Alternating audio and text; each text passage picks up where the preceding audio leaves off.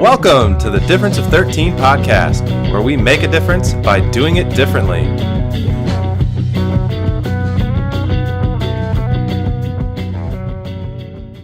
All right, welcome to podcast number 6. Can you believe we've been doing this for 6 weeks already? Sure as heck feels like it. Yep. We're supposed to say it feels like just yesterday we started. Sure. Okay. Yeah. It's been that beautiful. Yes. Well, today we're going to talk about time management. It's something that I think, sadly, our kids start struggling with that when they're in elementary school these days with homework and after-school activities, and it pretty much never stops, and I don't know as though any of us ever really master it totally. So we're going to kind of talk about what has worked for us and what has not worked for us. Some best practices. And some worst practices. I think we forgot to introduce. Yes. Back for the second time. This time planned. Yes. Last week we kind of threw her into the deep end of the pool really fast. Right. But I mean, the user reviews were just... I think they were saying just to do just Cissi. Just like to Cissi. kick you and me off of the show. Right? Yeah. She would probably do a better job. She probably could. Yeah. But anyway, this is Cissi, our producer. Hello. We are have. Are you in the video right now? Yes, yeah. Should be. Might need to get more cozy with Teri. Yeah. She put on her deodorant today, yeah. she said. So. I took a shower this morning.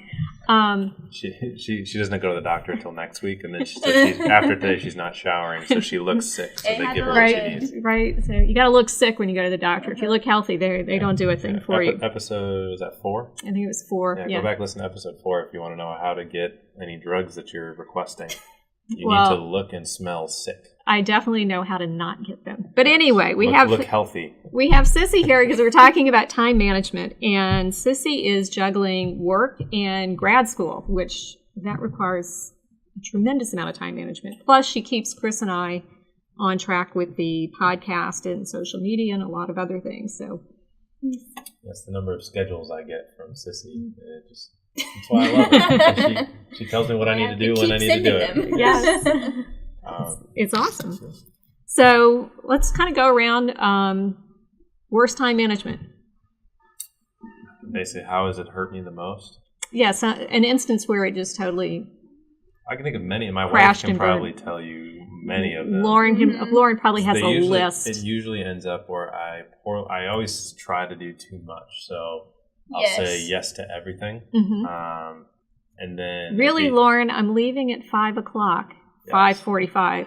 Yeah. He's starting to close things up. So yeah, I think that's where... I think my biggest challenge is saying no to things. And, putting myself first has been something I've gotten much better at in the last year and a half or so. Heart surgery will do that. Heart surgery does do that to you. Mm-hmm. But I still think, from a work standpoint, I still try to do everything. I think with Cissi being here now, I'm getting better at delegating things, and it's nice when you have a competent person who can actually get it done. I think for me, it's the horror stories are just, I tell my wife I'm going to be home, and I'm not, and especially if I don't tell her I'm like, sorry, I'm running late.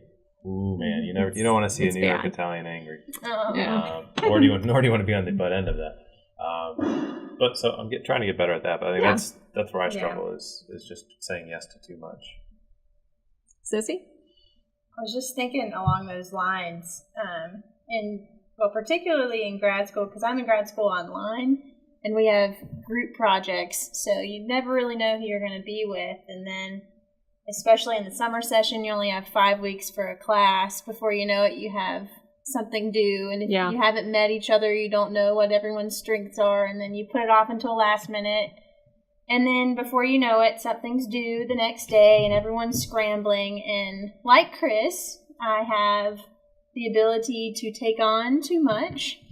And I'll look at what we're doing and I'll just say, you know what, I have time. I'll just do it. It's no big deal.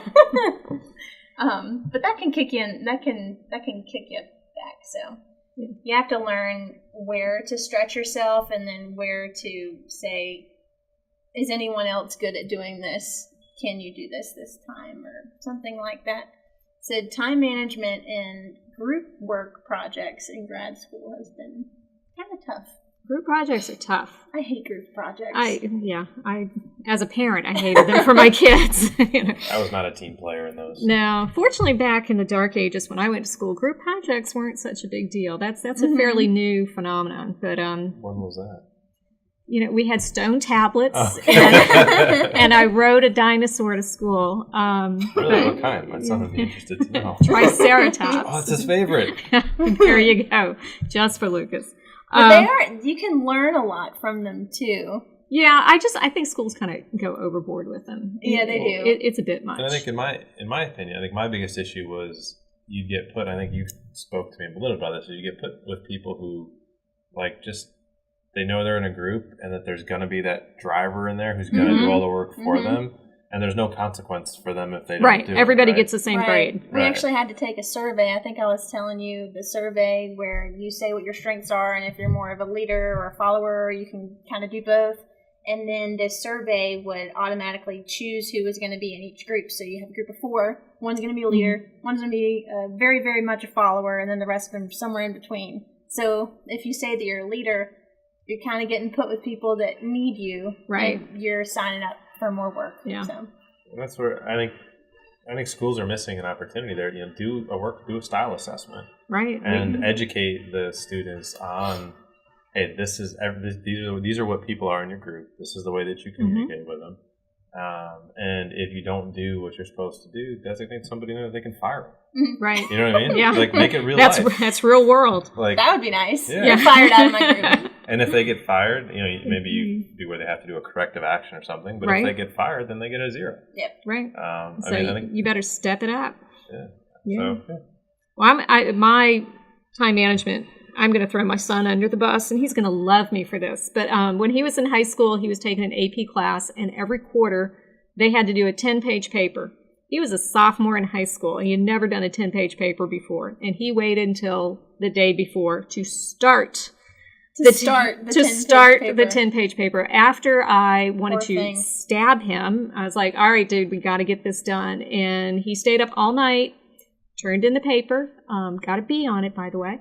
And he was dead tired. He didn't want to go to school the next day. I'm like, sorry, dude, you're going to school. You're going to learn consequences here. And next quarter, when he had to do another 10-page paper, he started that day 1 of the quarter. As soon as it was assigned, he's like, let's get this thing going. He has never procrastinated like that again. You've effectively taught him time management. Yes. But I worked with him about, okay, you have this 10-page paper that's due. How do we break this down into smaller chunks? How do we set up intermediary due dates for different portions of it? How do you write a 10-page paper when you're 15 years old and you've never done this before? Because no one taught him how to do that. So it was a lot of, how do we break it down? We set up due dates, a schedule for him along the way of when will you have research done? When will you have your first draft done?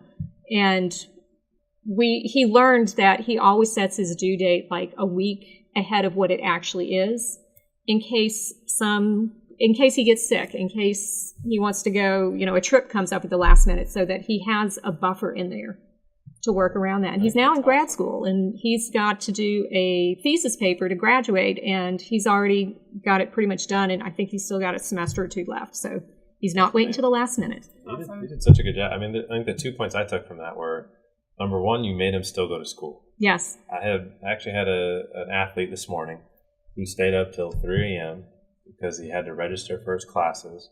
And so he didn't show up to the workout this morning because he said he was too tired.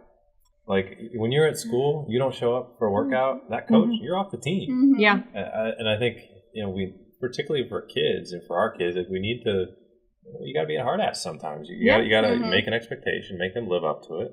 And they're natural consequences. My wife is always big on natural consequences. Yeah. You're messing around, like my kids are, 5 and almost 3.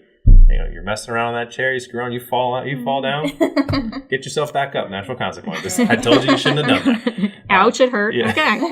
But so I think that was the first thing. I think the second thing that I took away from that was the teaching him how to actually set up those goals. And I think the coolest thing was putting it so that he had it a week ahead of time. I think that's the biggest thing I've struggled with business is you got a potential deal and you tell him I could do it as soon as here.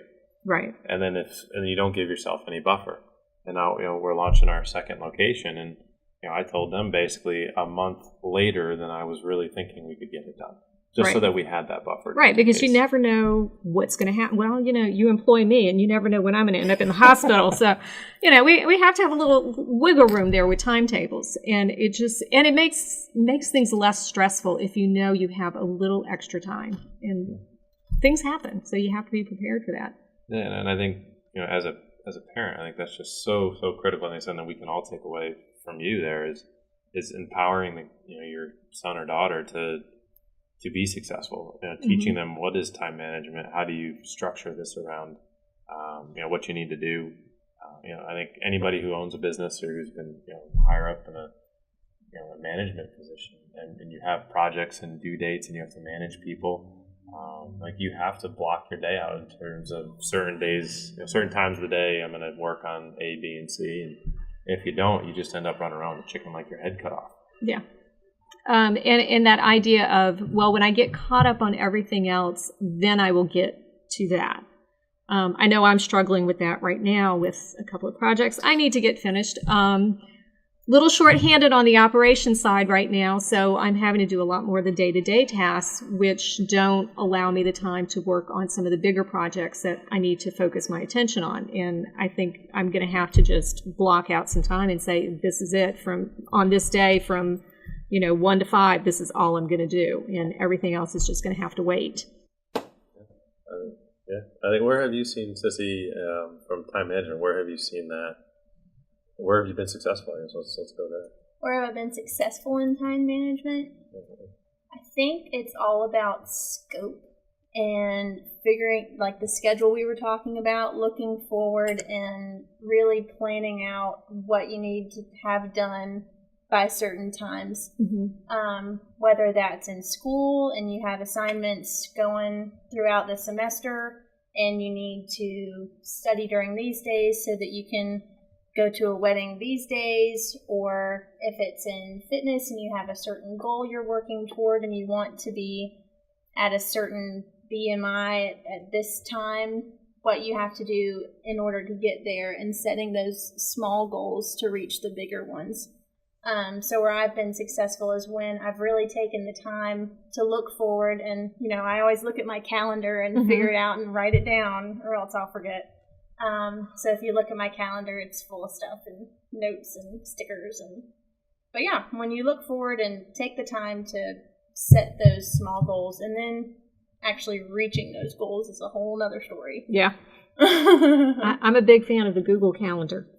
I did some freelance work for a while and didn't have a 9 to 5, didn't have a boss telling me, you have these due dates, these things need to get done. And I worked from home. It would be real easy to quickly lose track of it. If a friend calls up, you want to go have lunch? Sure, no problem. Let's go. I can get this work done later. I quickly learned that was not a good plan. So I would map out my time. I had, projects that I was working on for clients, and I knew about how many hours it would take. I would put it on the calendar, Tuesday from, 2 to 6. I'm going to work on project A. So then if a friend called and said, do you want to go out? And it was within my work time, I had to find another time during the week to shift that appointment to. And that very much kept me on track so that I could meet all my deadlines and still have a social life. And when my boys were going off to college, I encouraged them to kind of follow that format of figure out how many hours a week you're going to need for homework and projects, schedule it into your day, write it down, and then if you want to go out and do things, you need to understand that time that you're taking away from studying needs to happen somewhere else, preferably not at 2 a.m.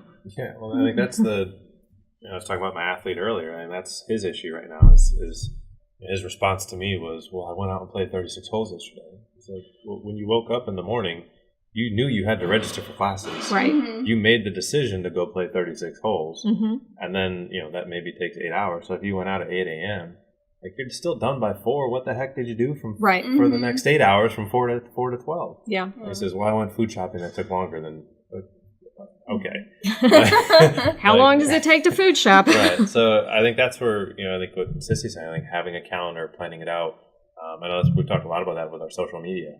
is having that planner. Yes.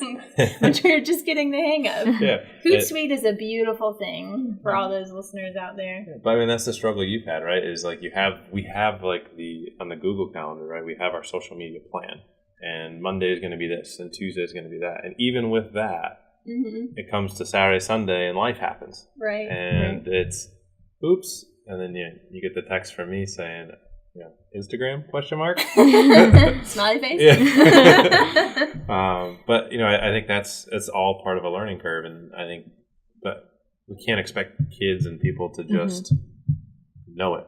Right. It's a responsibility that we have to teach them. It's not something you're born, because people tell me, you're so organized, how do you do it? And I'm like, I wasn't born this way. I screwed up a whole bunch, fell on my face, and figured out I need to do something differently.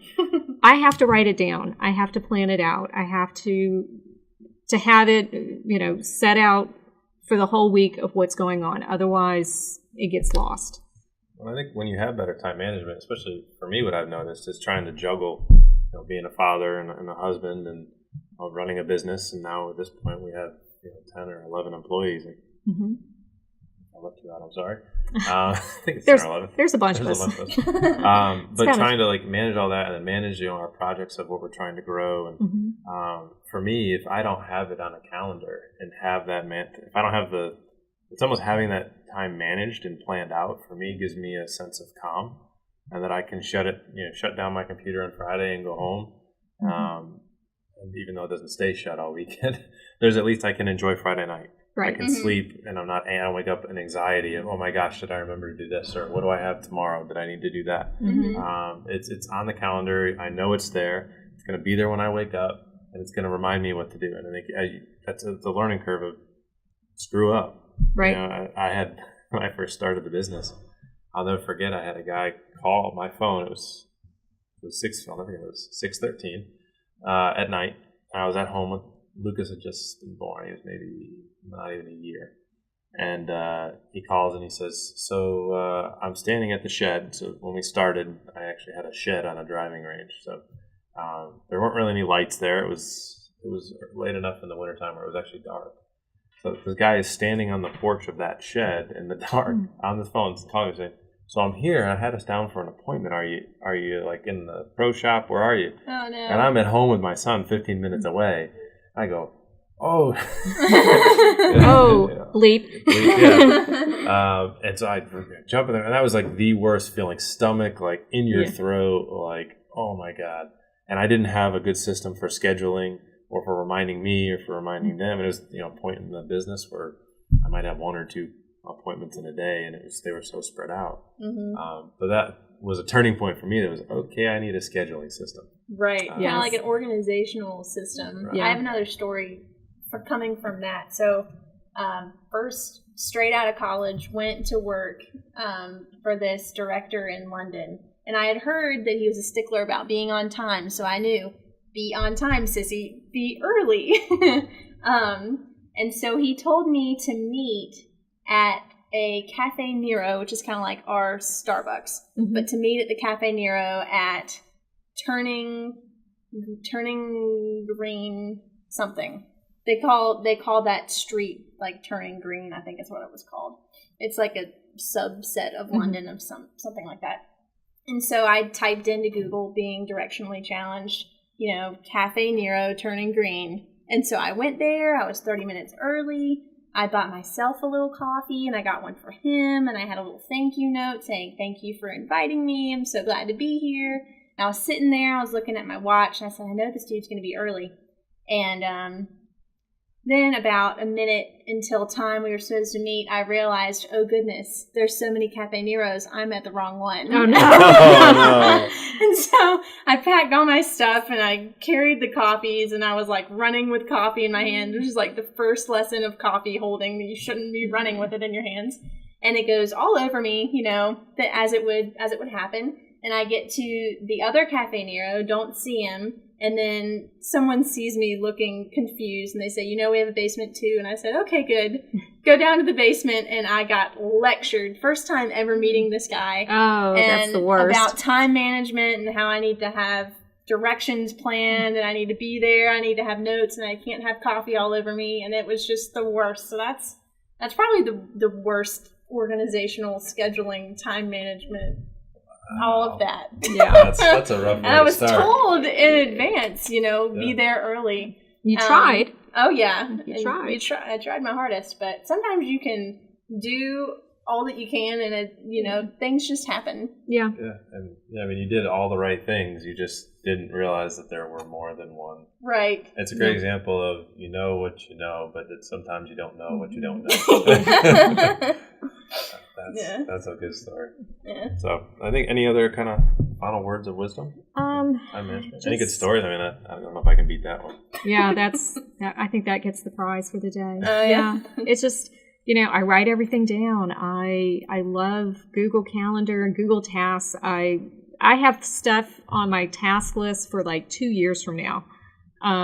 Chris will say, in a couple of years, we ought to think about X, Y, or Z.